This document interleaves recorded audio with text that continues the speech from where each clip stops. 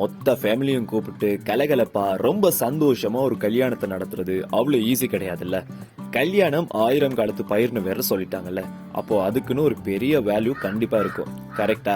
ஆனா அங்கேயும் கூட விதவிதமான மனுஷங்களை பார்க்கலாங்க. மணமேடையில இருந்து மண்டபத்தோட வாசப்படி வரைக்கும் ஒவ்வொரு கேரக்டரும் ஒவ்வொரு மாதிரி இருப்பாங்க. மணமேடையில உட்கார்ற மட்டும் யாரு பொண்ணு யாரு மாப்பிள்ளன்னு கண்டுபிடிக்கிறது இப்போல்லாம் கஷ்டமா தாங்க இருக்கு. ஒரு சிலர் ரொம்ப பரபரப்பா நடந்துட்டு இருப்பாங்க, பாத்துருக்கீங்களா? வேஷ்டிய ஒரு கையில பிடிச்சிட்டு மறு கையில போனை வச்சுட்டு குறுக்கா மறுக்கா மண்டபத்துல வேகமா சுத்திட்டு இருப்பாங்க. அவங்க எங்க போறாங்கன்னு அவங்களுக்கே தெரியாது. கல்யாண மண்டபத்துல ரொம்ப பின்னாடி மட்டும் போய் உட்கார்ந்துடவே கூடாதுங்க. அந்த கூல்ட்ரிங்க்ஸ் எல்லாம் ஈஸியா நம்மள சேரவே சேராது. டேய், எத்தனை தடவைடா கூல்ட்ரிங்க்ஸ் குடிப்பீங்க? பின்னாடி நாங்களும் இருக்கோம்னு சொல்லவா முடியும்? ஆனா சும்மா சொல்லக்கூடாது. இந்த விழுந்து விழுந்து கவனிச்சாங்கன்னு சொல்லுவாங்க தெரியுமா? அப்படி கவனிக்கிறதுக்கும் குறைஞ்சது ஒருத்தர் சரியா அங்க இருப்பாங்க. அப்படி இருந்தா தானேங்க நமக்கும் கம்ஃபர்டபுளா இருக்கும்.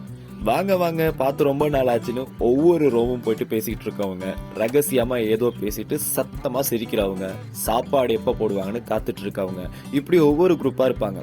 யார் இவரு ரொம்ப பழக்கப்பட்டவர் மாதிரியே பேசுறாரு? நீங்க யாருன்னு கேட்கவும் முடியாத சிச்சுவேஷன்ல ஒரே குழப்பமா ஒரு சிலர் சுத்திட்டு இருப்பாங்க. இந்த சின்ன வாண்டுகள் எல்லாம் அங்கேயும் இங்கேயும் ஓடிட்டு இருக்கும். பொண்ணுங்களை சைட் அடிச்சுட்டு செல்ஃபி போட்டோன்னு நம்ம பசங்க இருப்பாங்க. முக்கியமா பார்ட்டிக்கு சிக்னல்லே இன்வைட் பண்ணிட்டு ஒருத்தர் இருப்பாரு. அவரால தாங்க திடீர்னு ஒவ்வொருத்தரும் காணாம போயிருவாங்க. நான் பார்த்த வரைக்கும் கண்ணை பறிக்கிற கலர்ல ஒருத்தராவது ஷர்ட் போட்டு வந்திருப்பாங்க.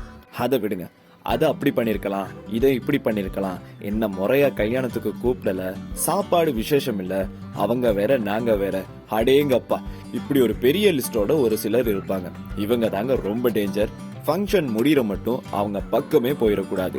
ஒரு மாதிரி எல்லாம் முடிஞ்ச பிறகு அப்புறம் என்ன, நல்லா சாப்பிட்டு ஒரு வோல் கிளாக்கையோ இல்லனா கப்பன் சோசரியோ, அதுவும் இல்லனா ஒரு என்வலப்ல மொய் எழுதி கொடுத்து ப்ரூஃபுக்கு ஒரு போட்டோ போஸ்ட் கொடுத்துட்டு சிரிச்சா மாதிரியே வந்துட வேண்டியதுதாங்க.